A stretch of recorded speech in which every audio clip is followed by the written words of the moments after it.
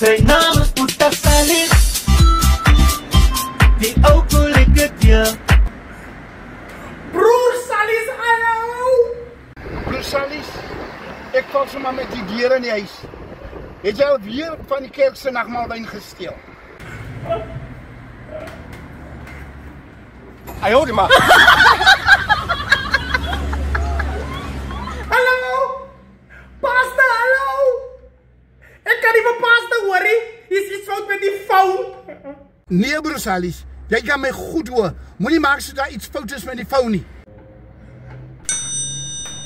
Pasta? Zeg mij gauw.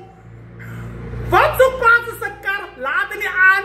Bij zuster Saris huis als haar mannen niet werken. Ah?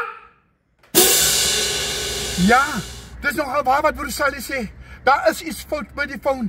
Ek kan nie so lekker hoor nie.